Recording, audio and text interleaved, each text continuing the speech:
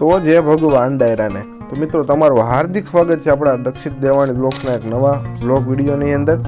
આજે મિત્રો આપણે આવી પહોંચ્યા છીએ ઉત્તરાખંડમાં આવેલ હરિદ્વારની અંદર અને આજે હું તમને વિડીયો આપણો જોરદાર રહેવાનો કારણ કે હું તમને આજે ગંગા આરતીના દર્શન કરાવીશ, ગંગાજીના દર્શન કરાવીશ અને બીજા દિવસે આપણે જવાના છીએ કેદારનાથ તરફ।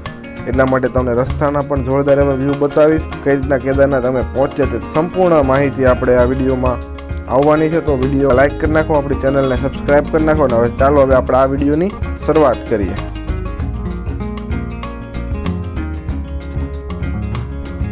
ફરી એકવાર મિત્રો તમારું બધાનું હાર્દિક સ્વાગત છે આપણા એક નવા બ્લોગ વિડીયોની અંદર। તો જે ભગવાન બધાય ડાયરાને મિત્રો અત્યારે હાલ આપણે છીએ ઉત્તરાખંડ દેવભૂમિ ઉત્તરાખંડની અંદર, એમાં પણ આપણે છીએ હરિદ્વારની અંદર। કઈ રીતના જો પહોંચ્યાની જો હું વાત કરું ને તો આપણે હતા દિવસ 4ની અંદર વૃંદાવન મથુરા આપણે ફર્યા ને વૃંદાવન આપણે રાત્રે આવ્યા હતા। ત્યાંથી આપણે બસ હતી લક્ઝરી બસ, જેની ટિકિટની વાત કરવામાં આવે તો પર પર્સન હતા 1000 રૂપિયા, જે રાત્રે 10 વાગે ઉપડી હતી ને સવારે 7 થી 8 વાગ્યા વચ્ચે આપણે હરિદ્વાર હરકી પેઢી જ્યાં પાર્કિંગ આવેલ છે ત્યાં આપણે ઉતરે। ત્યાં પણ આપણે ગુજરાત લાઇનની ઘણી બધી બસો હતી। ત્યાંથી આપણો આશ્રમ હતો 5 થી 6 કિલોમીટર દૂર, એટલે રિક્ષા બાંધીને આપણે 100 થી 200 રૂપિયા રિક્ષાવાળો લે છે। કચ્છી આશ્રમ તે હરિદ્વારમાં આવેલો ફેમસ આશ્રમ છે ગુજરાતીઓનો, ત્યાંથી 1.5 થી 2 કિલોમીટર આશ્રમ છે આપણે ઉમિયાધામ, ત્યાં આપણે જવાનું હતું। એટલે 9, 8:30, 9 પર આપણે ત્યાં પહોંચ્યા।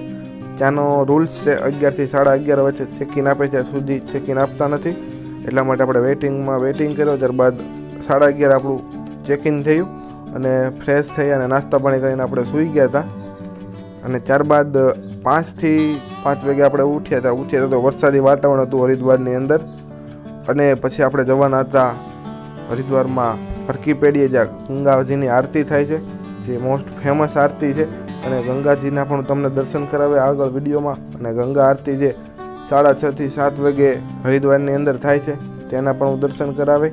તો તમે હરિદ્વારની અંદર આવતા હોય અને આ આશ્રમમાં રોકાવા માંગતા હોય તો થોડોક ટાઈમ એનો નોંધી લેજો, કારણ કે 11 થી 11:30 તમારું ચેકિન થાય, એટલે ત્યાં સુધી તમે સવારે વહેલા આવશો તો પણ કાંઈ ફાયદો નહીં। કચ્છી આશ્રમમાં પણ સારી એવી સુવિધા છે, એ હું તમને આગળ આપણા જે દિવસો આવશે બ્લોગ વિડીયોના એમાં હું તમને જરૂર જણાવીશ।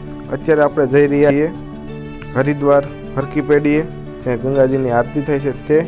અને કાલ તમારી માટે એક સરપ્રાઈઝ છે તે હું તમને રિવીલ કરી દઉં, પણ આ બ્લોગ આપણે ભેગો જ છે, કારણ કે આ બ્લોગ બહુ મોટો નહોતો બને આવી શક્યો તમારી માટે, કારણ કે આશ્રમમાં આપણે પહોંચ્યા અને થાકી ગયા હતા, ઘણાથી થોડુંક ટ્રાવેલિંગ કર્યું હતું એટલા માટે, એટલે સૂઈ ગયા હતા।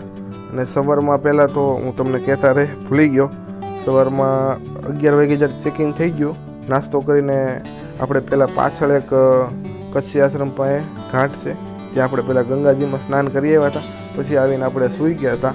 અને હવે આપણે અત્યારે પહોંચી ગયા છીએ હરકી પેઢી, તમે આ જોઈ શકો થોડોક ગંગા આરતીનો અત્યારે ટાઈમ થઈ રહ્યો છે અને પબ્લિક પણ તમે જોઈ શકો। આ મેઇન છે હરકી પેઢીનો ઘાટ, ત્યાં આખી સામેની સાઈડ છે ગંગાજીનું મંદિર, પણ અત્યારે હું એ બાજુ નથી જઈ રહ્યો કારણ કે ટ્રાફિક થઈ ગઈ છે ફૂલ। આરતી હવે થોડીક જ વારમાં શરૂ થવાની છે, અત્યારે પૂજા પણ શરૂ થઈ ચૂકી છે, જોઈ શકો તમે। ને એ રીતના બધાને બેસવાનું હોય છે અને આરતીનો લાભ લેવાનો હોય છે, તમે પણ થોડીક આરતીનો લાભ હવે લ્યો।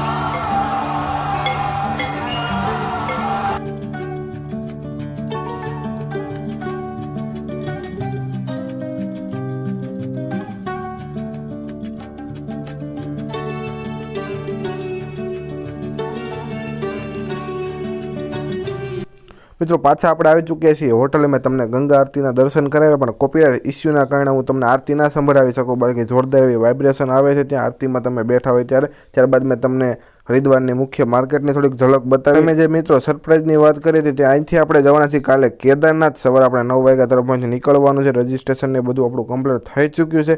તો મળીએ મિત્રો કાલના વ્લોગમાં। જય ભગવાન, આવજો। તો જય ભગવાન ડાયરાને તમારું હાર્દિક સ્વાગત છે દક્ષિણ દેવાણી વ્લોગ્સમાં। ફરીથી તમારી માટે આવી ગયો છું નવો વિડીયો લઈને। આજનો આપણો દિવસ છે હરિદ્વારની અંદર દિવસ નંબર છે 6. આજે આપણે અહીંથી જવાના છીએ દેવપ્રયાગ, રુદ્રપ્રયાગ અને ગૌરીકુંડ તરફ. દેવપ્રયાગ જ્યાં આપણે અલખનંદા નદી અને ભાગીરથી નદીનું સંગમ થાય છે, બધું જ તમને આપણે વિડીયોમાં આગળ હું તમને બતાવીશ. અને દેવપ્રયાગનો આખો વ્યૂ જોરદાર હોય છે. સમય થઈ રહ્યો છે 8:23 ને આપણે છીએ આપણે જે હોટલ હતી ઉમિયાધામ છે ત્યાં આપણે છીએ અને અહીંથી આપણે નીકળવાનું છે હમણાં 9 વાગ્યા તરફ.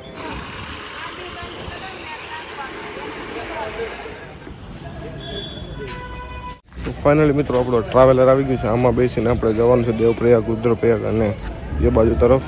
આ ટાઈપ છે આપણે ટ્રાવેલર, તેની અંદર આપણે આ જ બધી જગ્યાએ જવાનું છે. અને જો ભાડાની વાત કરવામાં તો આપણે કેબીઓ પાસેથી બુકિંગ કરાવ્યું હતું. કેબીઓ ટ્રસ્ટેડ સારી એવું પ્લેટફોર્મ છે અત્યારે આ જગ્યાએ ફરવા જવા માટેનું. પૈસાની વાત કરવામાં આવે તો પર પર્સન 9,500 રૂપિયા થાય છે એક વ્યક્તિના, જેની અંદર હોટલને 4 દિવસ 5 દિવસનું ટોટલ હોય છે. કેદારનાથ અને બદ્રીનાથ વાળો પ્લાન લીધેલ છે તેમાં અલગ અલગ છે. તેમાં આપણે પર પર્સન અત્યારે 9,500 રૂપિયા થયા છે. તેમાં 4 દિવસ હોટલ અને 1 દિવસ કેદારનાથ ઉપર ટેન્ટ મળી રહેશે, આપણે મળશે, પ્લસ જમવાનું તે પણ મળી રહેશે. અને આવી ટ્રાવેલર વિડીયોમાં આગળ કન્ટિન્યુ બન્યા રહ્યો.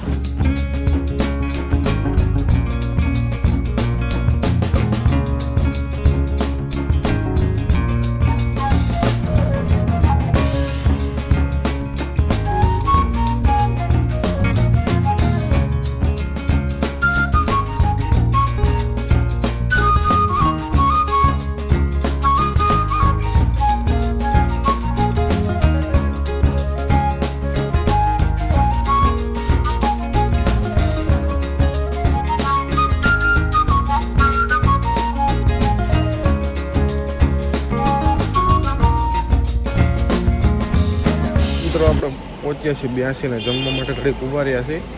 અહીંથી આપણે જઈશું દેવપ્રયાગ અને રુદ્રપ્રયાગ થઈને ફાટા, ત્યાં આપણે રાતે સ્ટે કરવાનું છે. પછી આગળ જઈશું કેદારનાથ તરફ. તો વ્લોગમાં આગળ બને વ્યૂ બધા જોરદાર આવશે, એ પણ જોતા રહો. સમય થયો છે ત્યાં 3 જવાના 82નો વ્યૂ છે. તો હવે આપણી સામે ટેમ્પો ટ્રાવેલર આપણી પડી છે, અહીંથી નીકળશું આપણે હવે આગળ ફાટા તરફ, દેવપ્રયાગ અને રુદ્રપ્રયાગ તરફ. જોઈએ છીએ ત્યાં રસ્તામાં ઊભું રહેવાનું થાય છે કારણ કે ટાઈમ બહુ વધુ થઈ ગયો છે અને રસ્તો બહુ લાંબો છે, એટલા માટે હજી જો આપણે ઊભા રહીશું તો હું તમને એ પણ આગળ બતાવીશ.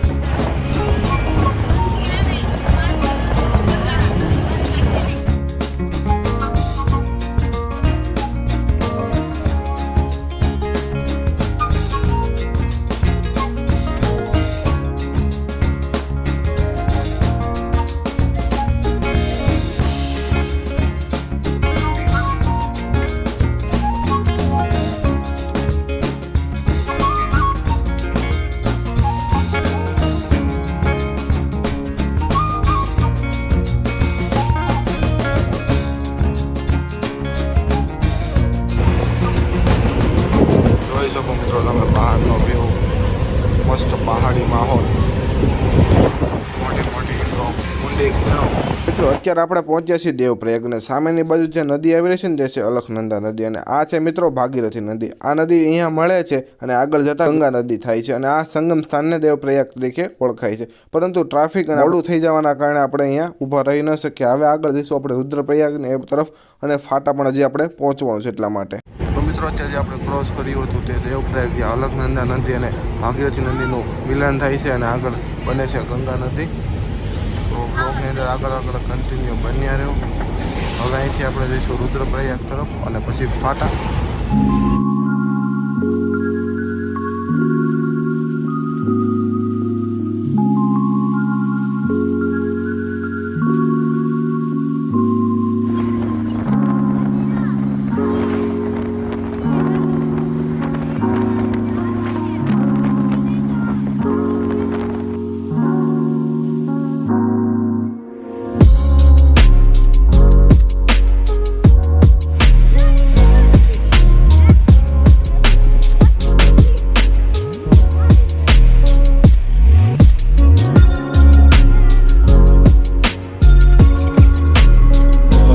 માટેનો બ્રેક અને અહીંથી હજી આપણે ટોટલ 40 કિલોમીટર આગળ છે દેવપ્રયાગ અને તમે અહીંનો વ્યૂ જોઈ શકો. ભાઈ દેવપ્રયાગથી હજી ફાટા એટલે ટોટલ જો આપણે હરિદ્વારથી ફાટાનું ડિસ્ટન્સની વાત, ફાટાની કિલોમીટરની વાત કરવામાં આવે ને તો 250 જેવું કિલોમીટર થાય છે. જેમ કે આપણે અમરેલીથી અમદાવાદ થાય એટલું, પરંતુ તે આપણે 4 થી 5 કલાકમાં કવર કરી શકીએ. પણ અહીંયા કવર કરવું થોડુંક અઘરું છે, કારણ કે પર્વત હિલ એરિયા છે એટલા માટે.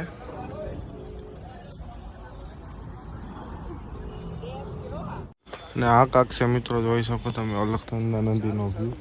ઉપર બંધ બાંધવામાં આવેલો છે અહીંયા નાનો અમથો, પાણી રોકીને રાખે છે.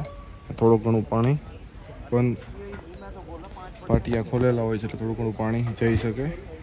આ છે કાંક અલખનંદા નદી, ને આ અમેઝિંગ વ્યૂ તમને મળશે આવો વ્યૂ જોવા ઉત્તરાખંડની અંદર.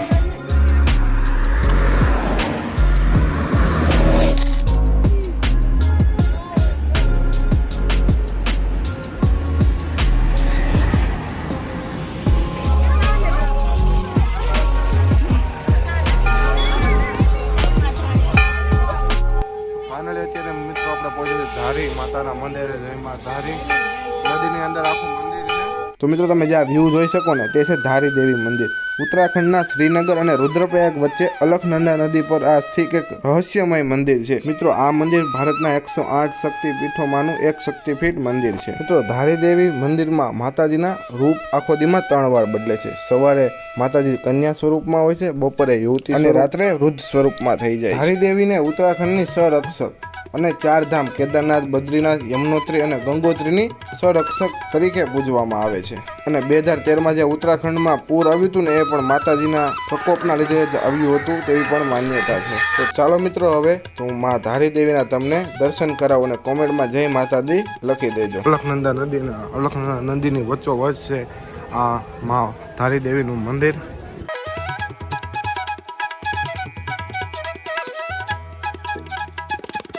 દેવીની અહીંયા મુખની પૂજા થાય છે આ મંદિરની અંદર.